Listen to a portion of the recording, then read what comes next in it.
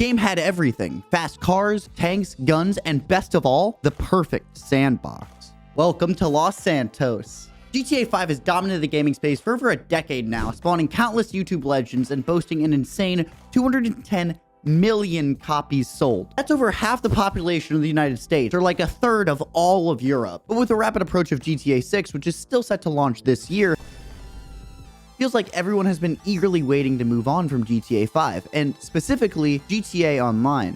And I am too, but look at the last 10 years of AAA games. Out of all of these, there's not one that I would pick over GTA Online right now. And some of these titles are among my favorites of all time. And that says something, because GTA Online was special, is special. But because it's been around for so long, I feel like we take it for granted. So for the next 20 minutes, I'm going to go over what I think made the game so special, why I think that other games still struggle to hit the bar that Rockstar set. I'll try not to make this a generic retrospective. I have a feeling that if you clicked on this video, you probably had a very similar experience with the game. Going home after a long day of being bored at school with teachers yapping at you, popping in the disc to your Xbox, and immediately hopping into a party with your friends to play the game and blow things up for hours at a time. It really was a simpler time. We wanted to rob a bank? Easy. Load up the good old Pacific Standard. We want to be involved in gang violence? Sure, why not? We want to race on a racetrack built in the sky on bicycles and monster trucks? Yeah, okay. I could do all this with my friends all the time. It felt like anything we wanted to do, we could. To give you an idea, the go-to crew members were my friends Hades, Nep, Waddles, and Shameful. Those are the big four that I'll never forget running to my room after school to hop on with. Shameful, if I remember right, was usually the guy who we had drive or fly because he had the cool helicopter. He was our youngest. Nep kind of filled that role too, but he was like our brains. He was the older guy in the group, so we all instantly trusted everything he said because this was Xbox Live. Hades was our driver. That man always had like only one car, and his parents were constantly taking away his Xbox. So when he got on, we knew it was gonna be crazy. I don't want to brag, but I was the guy who mastered auto aim. I liked bullets and turrets and shooting stuff. Yeah, I caused a lot of problems. And finally, Waddles, named after the pig from Gravity Falls, was who we called the Explosivo, for obvious reasons. He also drove around a pink and purple dune buggy, and man, that thing was sweet. GTA brought us together and gave me my favorite gaming moments. Like guys, let's be real here. The idea of being able to steal any car you see and run your friend over with it was completely absurd at the time. But the fact that you could do it with 30 people, now that was insane. It is insane. How many open world games, no, games in general, let you play with up to 30 of your friends back then? Hell, how many games let you do that now? Most games lock you at 4. If I was locked at 4, I would have been missing one of the guys that I just ranted about. Plus, we had so many cameos from people that we'd either talk to maybe twice, or people like my friend Binks, who I'm still very close friends with today. But enough about me. Tell me about your favorite GTA story in the comments. And while you're down there, go ahead and hit the like button and the subscribe button. But what makes this all even more insane was the sheer size of Los Santos. I'll go more into this in a later section, but I think the size of GTA 5's map is perfect. It's not like you're losing your friends constantly like something like Red Dead Redemption 2, but from the bottom tip of Los Santos at the airport all the way to the tip of Blaine County and Paleto Bay, you could do things like just chase your friends around the map for hours. Again, just so much to do. Los Santos feels smaller today because everyone has Oppressor Mark IIs and Deluxos, but the map is freaking massive. Have I said that enough yet? I'm going to say it a lot more. And being able to just have fun in a world that doesn't care how you play the game, doesn't try to control you, is still such an amazing experience. An experience that a lot of games today just don't give you. I did countless heists and missions and just stupid chaos all over the map with my friends all the time, like trying to take down helicopters with sticky bombs. But Xbox deleted all my old clips because Microsoft is too broke to pay for that server space, I guess. So I decided to hop back in with some friends to see if I'm seeing the game through Big Bazonga nostalgia glasses. And I'm not. In fact, after going back and playing it, if there's one thing that somehow has never gotten old, it's GTA Online's... Despite GTA Online coming out during the golden age of multiplayer, it still managed to destroy its competition. I mean, guys, it came out when Halo was still relevant. It even shined while Overwatch had taken over the world in 2016. By that time, the novelty of the open world crime game had definitely faded. The reason GTA Online has survived and thrived for over a decade is the gameplay loop. At its simplest, all GTA missions are a basic 3-step process. Travel, start blasting, and escape. And it's pretty much the same every time. So why does it work? All right, game devs, listen up. This is important because it's complete, unrestricted fun. On the way to the mission or job, you get to crack jokes with your friends while driving whichever car you want. When you get there, you get to feel like a complete badass, either sneaking around or going full John Wick mode through all the enemies and getting blown up by accident by your own sticky bomb. And then you get the adrenaline rush of trying to run away and hide in creative places until the heat dies down. The only restriction I can think of is that it doesn't let you use weaponized vehicles in certain missions, but who cares? You can use them in free mode. Not letting you use your weapons in the new heists is dumb though, but that problem is made irrelevant by how these new missions feel to play. It is a game after all, so it needs to feel good to play. The variety of approaches to things like the casino heist or Cayo Perico add a cool new element to the gameplay loop that plays into this feeling of freedom that the sandbox offers you. You get to choose which approach suits your crew. Every friend group is different, and every player has a preference to what they like. I like going in and being loud, but I also don't mind a good stealth level. The original heists, which I'll spin back to in a bit, had a certain way you had to play for the most part, but still let you approach them in creative ways. That said, all the heists that came out after the Doomsday heist let you do things your way. At this point, you're established in the criminal world of Los Santos. You know what shots to call and what approaches work. GTA Online really does give you a special kind of sense of... When creating any game that you expect players to dedicate time to, it's important to give them a sense of progression. In a game like Destiny or traditional RPG like Oblivion, this is characterized mainly by leveling up or gaining new gear and new powers. But because GTA takes place in a realistic-ish setting, you have to capture this feeling perfectly or you're doomed to fail. And GTA Online does. GTA Online is level-based, and as you level up and complete new jobs, you can go to your local ammunition and buy new weapons such as a sniper rifle, RPG, or the coveted minigun. But all of that is superficial compared to the true progression system of this game. Alright, this might be a deep cut, but y'all remember those shitty mobile ads from like 2018 that were like level 1 crook, level 500 street boss, rah! GTA Online is actually that. When you get off the plane and meet Lamar, you have nothing. And your first order of business is stealing a car to make your own so that you can traverse the behemoth of a map that is Los Santos. Okay, cool. Now that you have a sweet new car, I'm judging you if you picked anything other than the Gauntlet, by the way. Now you need to grind street level jobs for people like Gerald or Simeon to buy a garage. Bam, you have that. Next up, you need an apartment. Hold on, ding ding. Whoa, Lester called. I need a high-end apartment now to run big boy scores. Bet. As you play, you're constantly working towards something to expand your options and advance your criminal enterprise. There is so much in Los Santos that you can buy, it's kind of ridiculous. I think at some point, Rockstar realized that everyone had done the original 5 heists so often that the players started to want to have a greater impact on the rest of the city. We needed to feel like we were a bigger fish, something more akin to Martin Madrazo, who we'd been doing jobs for during the grind. And still, Rockstar delivered, whether it be with the small assassination missions or with all the new real estate to buy like the hangar, the bunker, the facility, the nightclub, and of course, Maze Bank freaking Tower. There's just so much to work toward that there's a near endless sense of expansion and...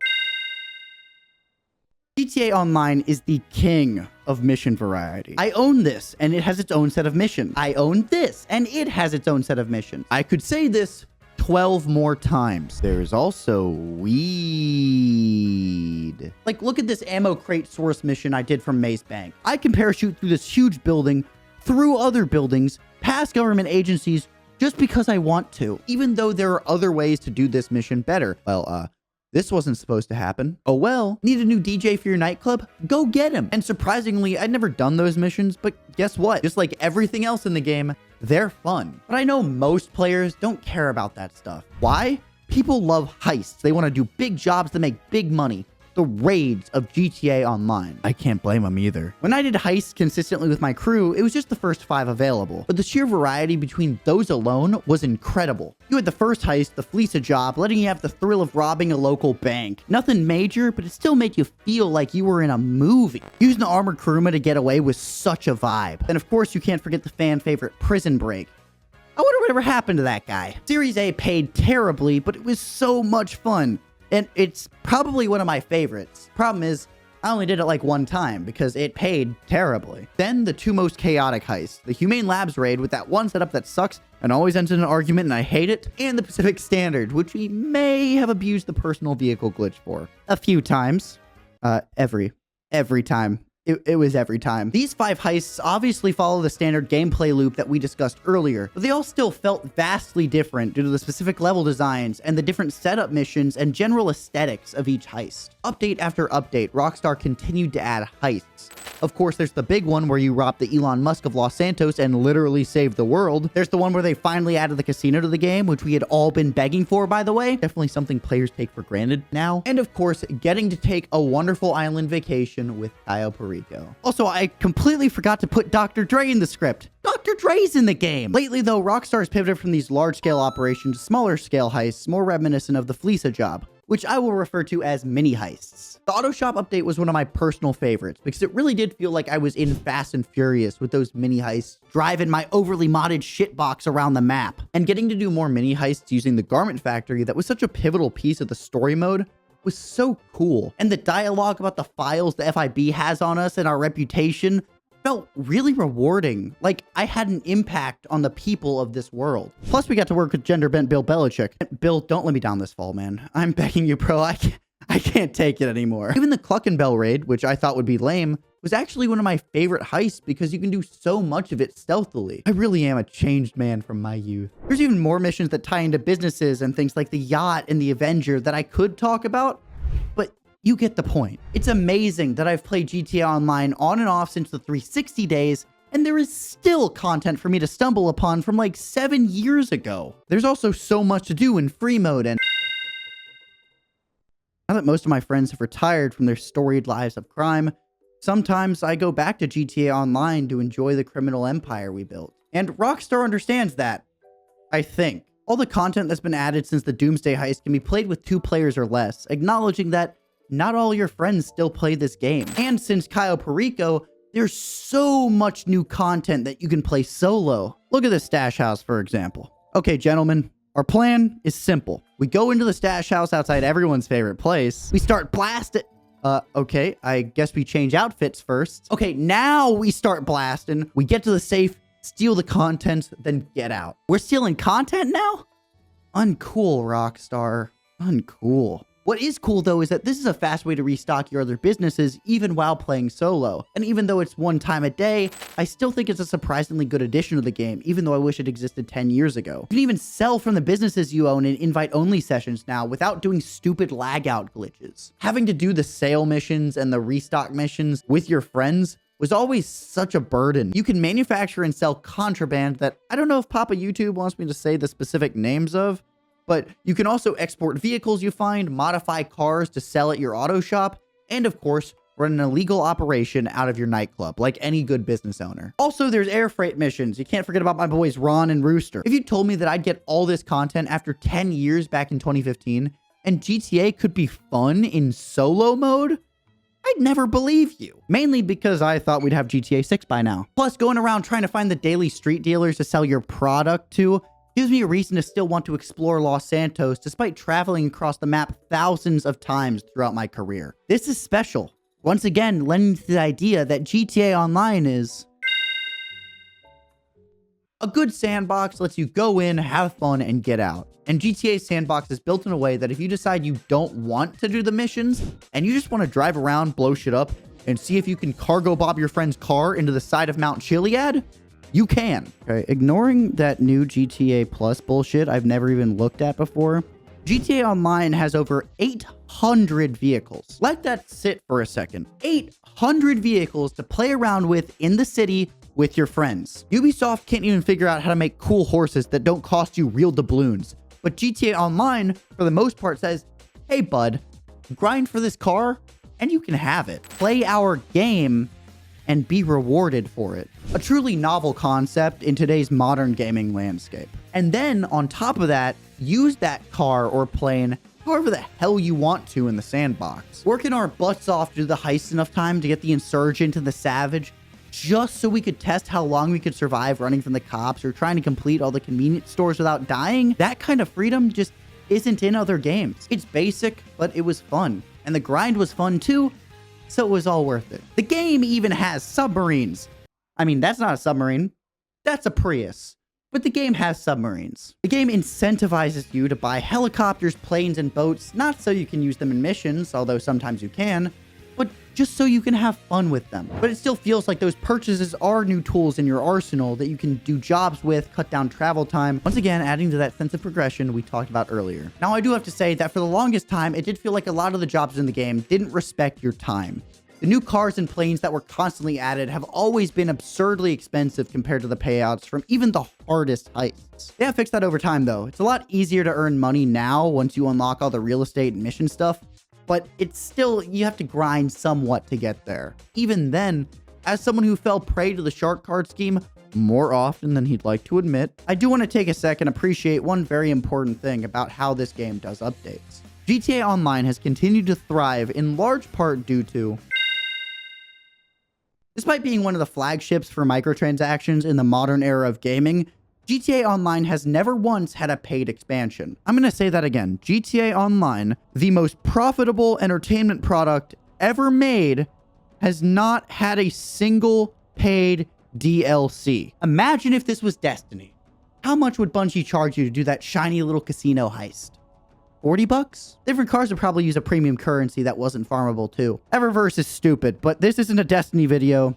This is a GTA video. So let's get back on track. I'm trying to be positive, guys. I love this game. Despite admittedly predatory monetization design, Rockstar has never forced you to buy anything to keep playing GTA Online, to keep having fun in their game. And because of that, players are more willing to buy shark cards. All this to say that I think we do take GTA Online for granted. There is just so much content for the $60 price between online and the amazing story mode that we don't have time to talk about if I want to get this uploaded by June. I really do believe that no game has caught up to GTA Online in the past decade. So why have we been so impatient for GTA 6? I want it. I know you want it, but we don't need it. We have this masterpiece. Call it out, boys. Lettuce eating walrus. Bye.